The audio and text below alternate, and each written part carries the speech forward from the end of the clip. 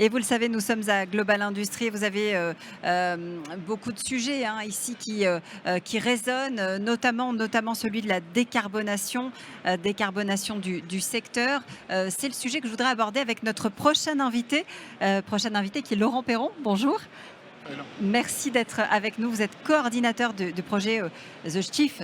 Je vais y arriver. The Shift Project. Oui, oui, je commence à avoir du mal à parler. Vous avez publié, je crois, un rapport intitulé Décarboner sans la saborder, décarboner l'industrie sans oui, la saborder. C'était en 2022. Euh, absolument.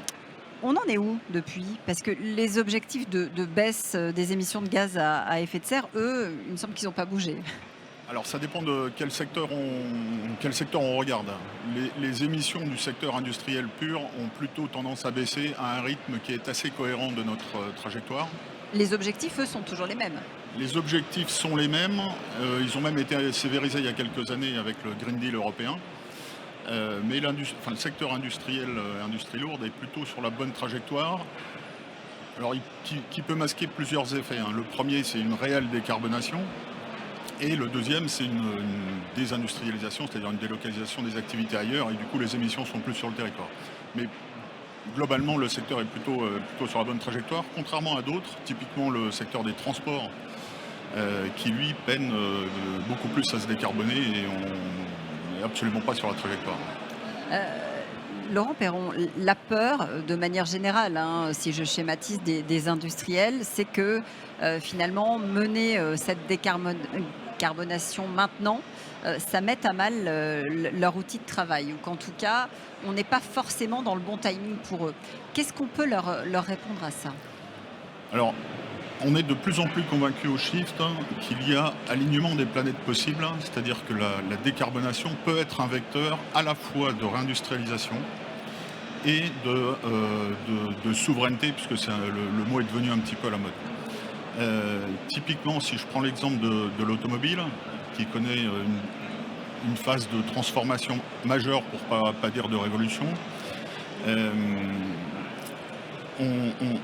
alors cette transformation, quand même, juste pour prendre un tout petit peu de recul, elle est liée à la nécessité d'électrifier, qui est elle-même issue de deux effets, qui est la lutte contre le réchauffement climatique, bien sûr, mais aussi la sortie de notre dépendance aux énergies fossiles, et notamment au pétrole, et sur la mobilité. La mobilité dépend à plus de 90% du pétrole. Donc il est, à la limite, indépendamment du sujet climatique, il est important pour un pays comme la France qui n'a pas de pétrole, ni l'Europe, de sortir de cette dépendance et d'électrifier au plus vite. Donc ça veut dire qu'il faut accélérer encore l'électrification. Pourquoi ça ne se fait pas, ou ça ne se fait pas assez vite?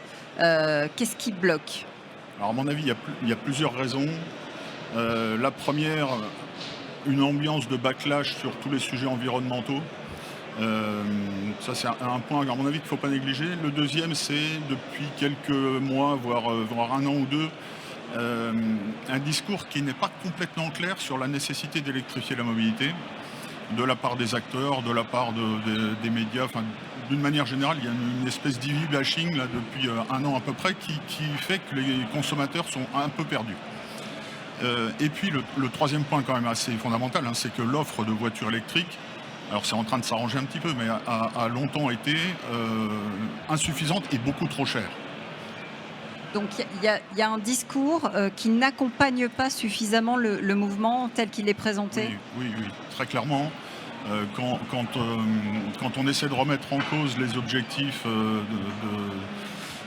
d'atteinte de CO2, ou quand on essaie de remettre en cause la fin de vente des véhicules thermiques en 2035, c'est pas des discours qui sont de nature à rassurer les clients potentiels sur la stabilité de la trajectoire. Pourtant, on est face à des enjeux de taille. On a vu qu'il y avait des décisions qui ont été prises, des dates butoirs qui ont été Oui. annoncées. Est-ce qu'on est toujours sur cette trajectoire, ou est-ce que vous avez en filigrane le sentiment que le mouvement, il y a des mouvements inverses qui commencent à se manifester sur les objectifs? Vous parliez Oui. des véhicules électriques, par exemple.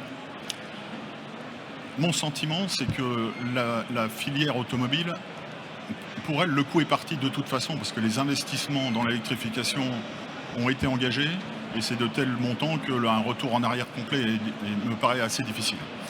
Donc l'électrification, il faut y aller, on va y aller. Et on a tout intérêt à y aller parce que finalement la situation que je viens de décrire, elle a conduit au fait que non seulement on a pris du retard sur nos trajectoires climatiques, mais en plus le marché de vente des véhicules neufs et la production industrielle en France de véhicules est à des niveaux extrêmement bas.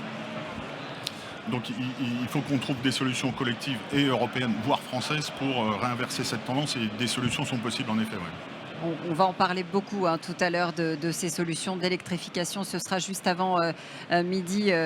Si vous êtes dans les allées du salon, venez vous asseoir ici à côté du plateau de la matinale de l'industrie. Vous verrez, on a quelques nouvelles à partager. Merci beaucoup Laurent Perron d'avoir été avec nous pour évoquer cette question centrale de l'électrification. On y reviendra bien sûr.